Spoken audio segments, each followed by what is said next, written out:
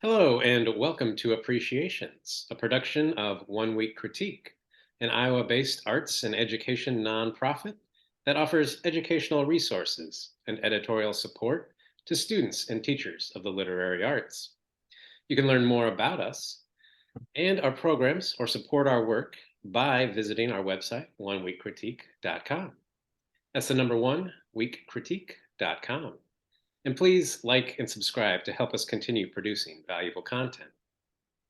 Appreciations is designed to celebrate and continue sharing published pieces by writers without a full length book, as well as the labors of love journal editors undertake in order to create a forum for reading, consideration, and recognizing the excellent works of writers of all kinds. We're inviting journal editors to sit down with us and share some of their favorite new work from peer publications issued in the past year. Please enjoy these conversations. Use them for yourself or for your classrooms. And of course, read, subscribe to, and support these fine magazines. I'm Matthew Schmidt, joined today by Adam Clay.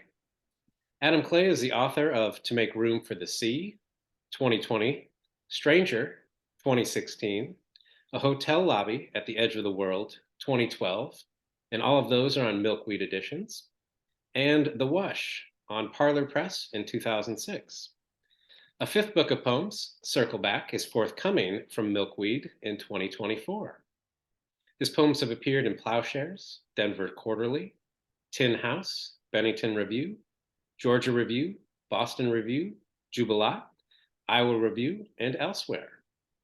Recently, he received a literary arts fellowship from the Mississippi Arts Commission. He is editor of Mississippi Review and directs the Center for Writers at the University of Southern Mississippi. Welcome, Adam. Hello, Matthew. It's great to see you again. Yes, thanks for joining us. I thought first we'd talk about Mississippi Review, where you're the editor. I know you probably weren't there exactly when it began, but what do you know about when it began, how it's changed over time, and what type of work do you publish? Yeah. So I was not yet born when the review was started back in 1972. By an editor named Gordon Weaver was the writer and editor who started the magazine at USM, University of Southern Mississippi. I think back in those days, Mississippi Review was more interested in publishing Mississippi writers. It was sort of like more maybe a regional journal. I think when Frederick Bartholomew came to the university in the late 70s was when it really, sorry, you're gonna hear a little dog barking there in the back. The late 70s was when the magazine really kind of shifted.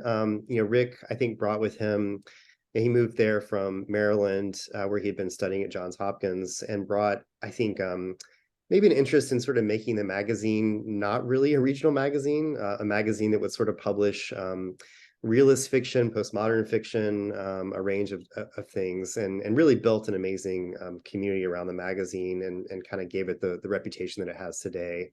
So it's been around for over 50 years. I guess around when Rick took over was around when I was born. So I was born in the late 70s. And I worked on the magazine a little bit when I was a graduate student at USM myself, reading submissions, and really never imagined I would be the editor of the journal.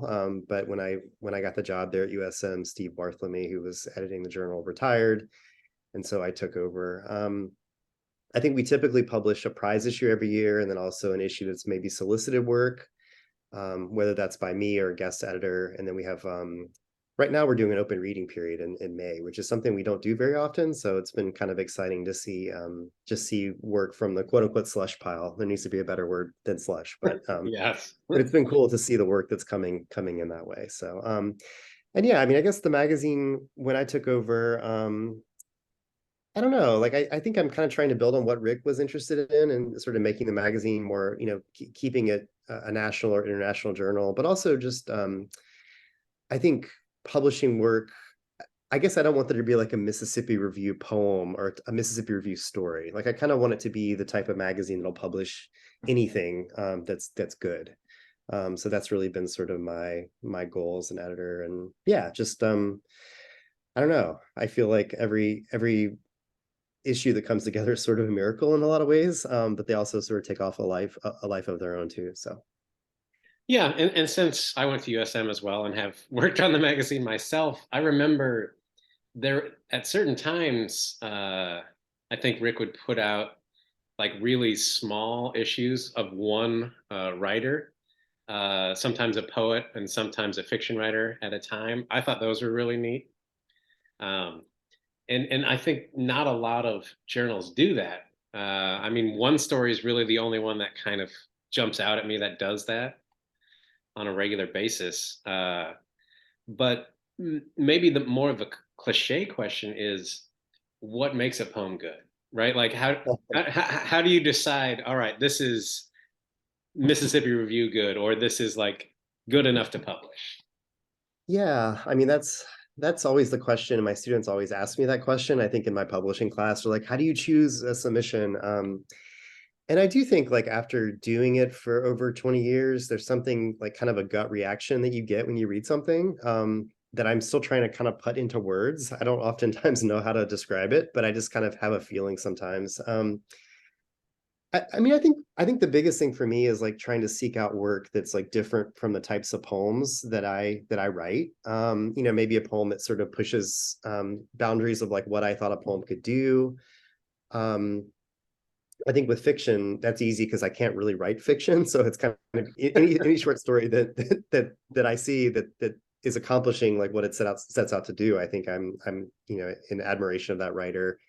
I'm thinking back to maybe the first prize issue we put together where I think it was called Pinky was the name of the story that won that year, but it was a story in the voice of a retired rodeo bull, Yeah, which like I kind of appreciated that writer was like, I'm going to give this a shot and just try something completely, out of the ordinary. And I appreciate work that takes risks like that, that's going to try something that maybe isn't perfect, maybe isn't like, polished. I mean, I think we see a lot of polished work in the slush pile, but something that's kind of trying something new. And I was like, okay, this is going to go into the finalist pile, and if the judge picks it, that'd be great, and they did. So I think risk taking maybe is the biggest thing that I would point to there. But I don't know. It is just like gut reaction sometimes. You just know the second you open a submission, this is the one. So yeah, I know that feeling. It's a good feeling too.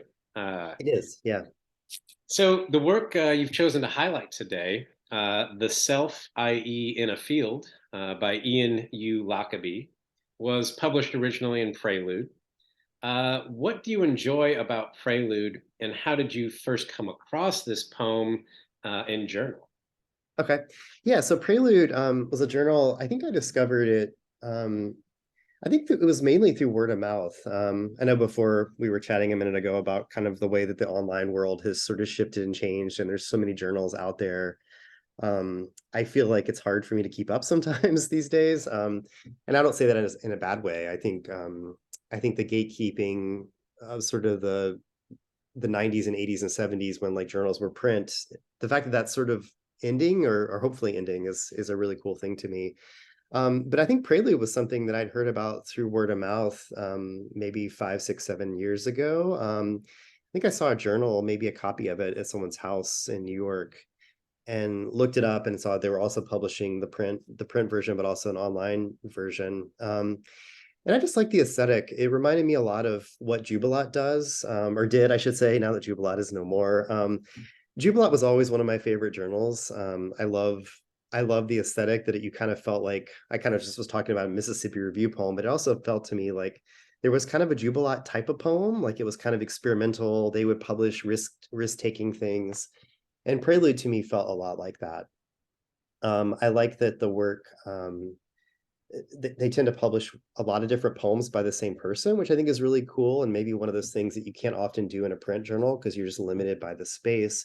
So I really love that you could spend time with one writer. And then maybe a third thing I'll say about Prelude. I appreciate that they sort of put um, established writers right next to like sort of quote unquote emerging writers. I think that's one of the great things about online journals is that you have space to do that and you can kind of take risks on people.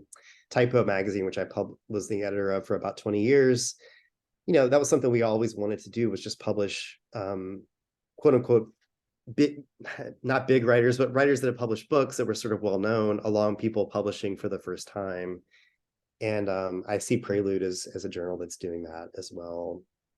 The poem that I want to talk about today is by Ian U Lockaby, who is a poet that is new to me. I did a reading in New Orleans back in December for the Splice reading series, which is this really cool reading series at the Saturn Bar. Have you been to the Saturn Bar in New Orleans? I don't know if you've ever been to I it. don't think I've been to that bar, no. Yeah, it's a really cool bar on St. Claude. And these three writers, three poets are putting together this amazing reading series there. And I got invited to come down, and they tend to pair a visiting writer with someone local in the New Orleans scene. So it's kind of that sort of same type of idea of like, let's, bring in someone from outside, but also have a local. And I was paired with Ian for this reading at Splice, and I didn't know his work at all, but I was just kind of transfixed by the reading. There was something about um, I don't know, the way that he read the work that felt like it sort of opened up the poems for me in a way that oftentimes I don't have that experience on the page. Kate Greenstreet was a poet like that for me, that I loved her poems, but like hearing her read for the first time, I was kind of like, oh, okay, I get it now. And I wouldn't say that it's like a slam type thing or like a stage type poetry, but just there's something about like the way that the his affect, the way that he sort of delivered the work, that really just changed how I felt about his poems. And I kind of just went and just dug into his work and just started reading the poems. And Prelude, I have to confess, I don't know when this was published on Prelude because there's not a date on it. I know you prefer things that were published within the last year.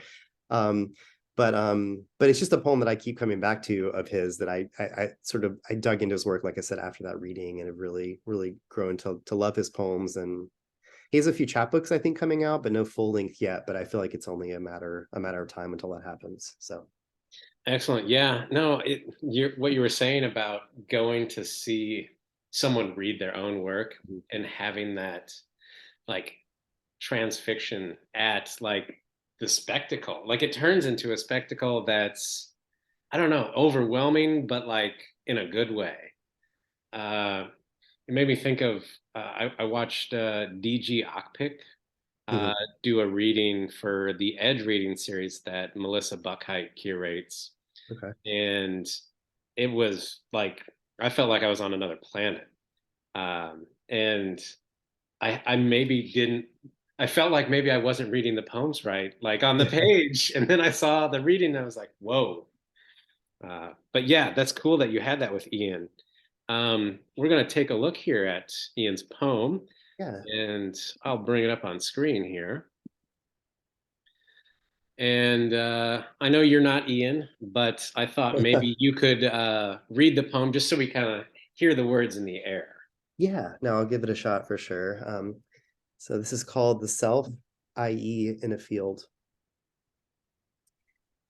Everything inside of you is watching you from the outside. What you hold your camera toward tells.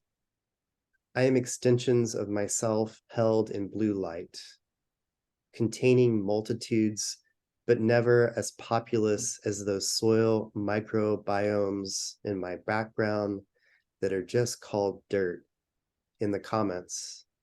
Technology has advanced to where the camera phone is a phone and a camera, and instead we call it an eye for an eye.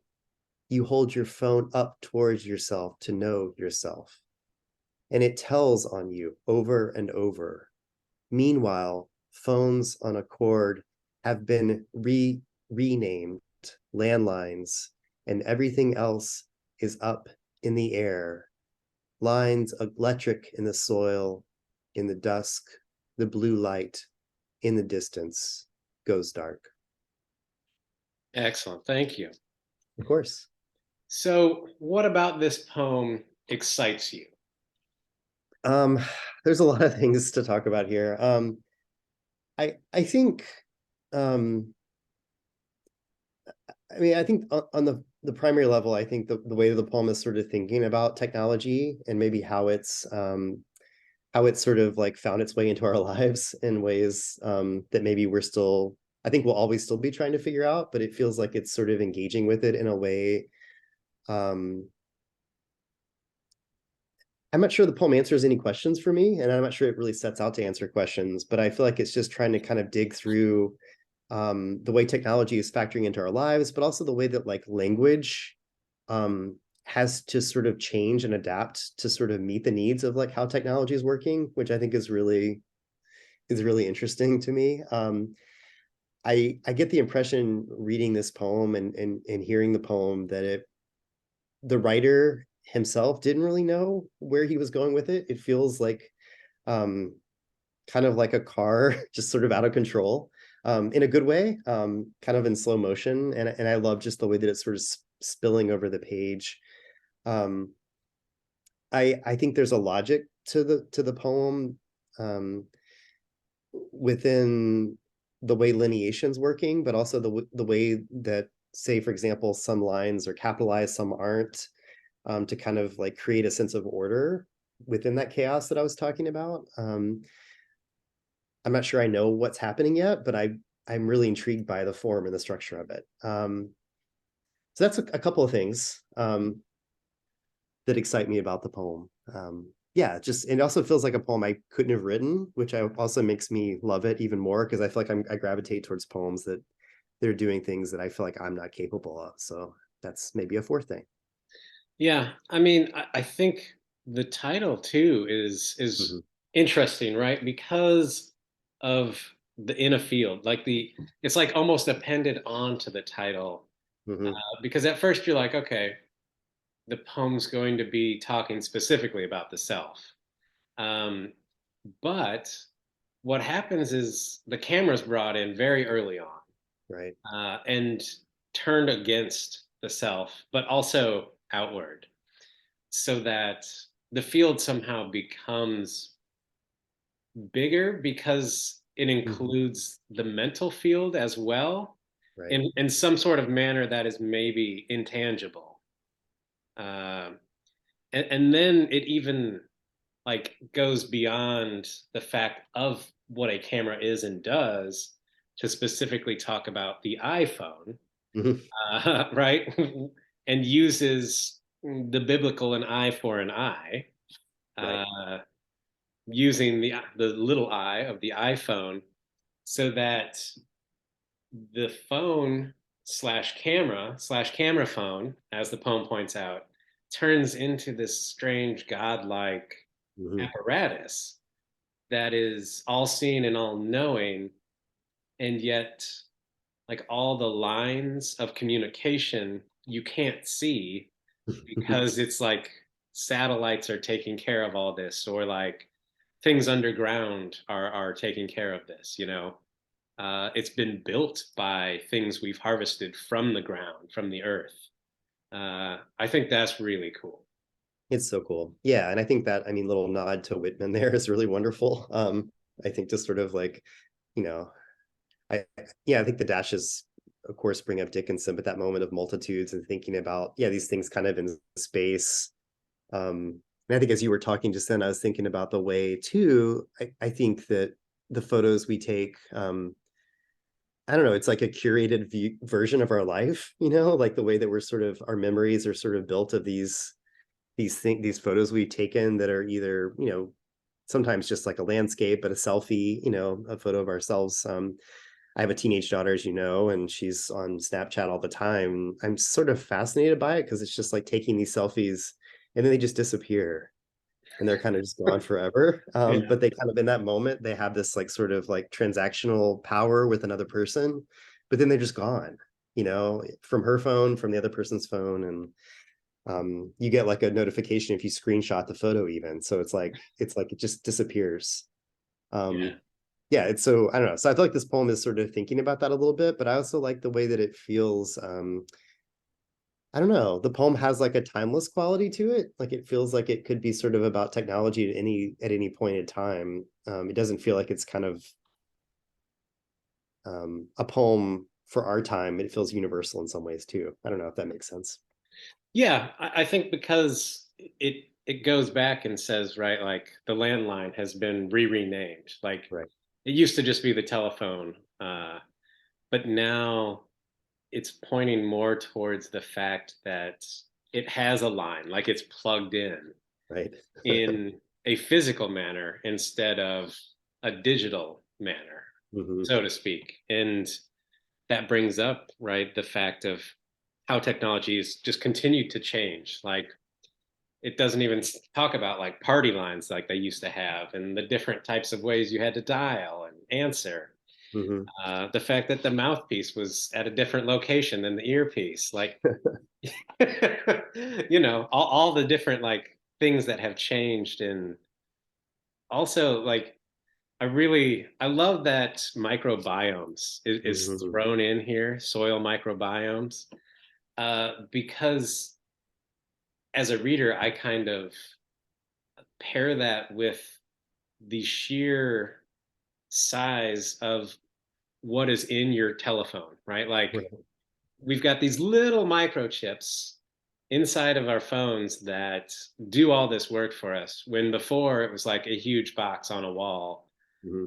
uh, that you had to use, uh, plus all the telephone wires and everything else that went into making a call. So I think that, it it does this nice thing with scale, Hmm. to show both like how big everything is, but how small everything is at the same time. And so that the perspective is constantly changing. And I think that speaks of the self, right? Like, Hmm. we go through iterations of who we are, who we think we are. And then after some time, you're like, why was I doing that? That was, that was a foolish thing to be doing.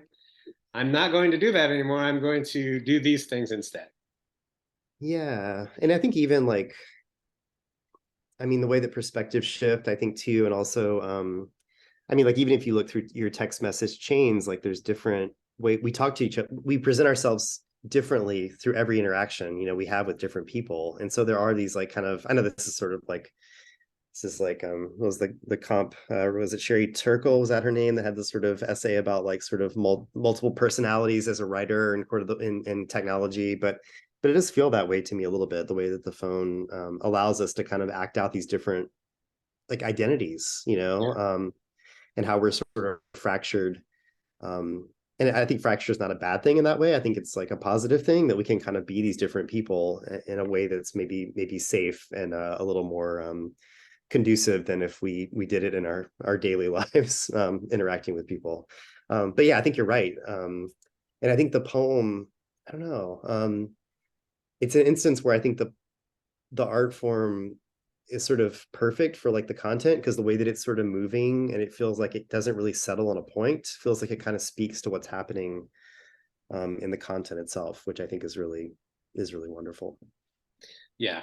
No, it's I think these are these are things that poems can do that maybe prose can't do Yeah. in the same sort of manner, is to like dip in and trail off without Hmm. actually being like, this thing happened and then this thing happened and then this thing happened. Even though that's available in the poem, Right. you get to make those connections. You don't have to like go from point A to point B to point C to like be like, here's the story. Yeah, you don't need the transitions, they can sort of be implied in what you're talking about. Yeah, I agree. Yeah, and it makes me think like, even within like how you present yourself online, there's also how you present yourself in person. So like, Hmm. when you're on Instagram, for example, it's not going to be the same presentation as when you're on, what's the business one in, LinkedIn. yeah, LinkedIn, right? Like, you're not going to have the same pictures up just because you're trying to show your life on one Instagram and then connect with people for business purposes on the other one. Absolutely. Yeah. And then, yeah, and then as a worker, there's like front of store and back of store. Right? Like, you don't want everybody to see the back of store. Here's how we actually do things, but this is what we would like to present to you. Right. Business up front, party in the back, right? As That's they say. right. That is what they say. That's what they say. Well, excellent. Yeah, thanks for spending so much time with me today and for bringing me Ian's poem. I hadn't read Ian before. I also really like the poem. And thank you, Adam, for your work in the field of literary journals and magazines. Um, Everyone, be sure to check out Mississippi Review, Prelude, and of course, Ian U Lockaby. All right, thanks so much. Thanks, Matthew. Take care. You too.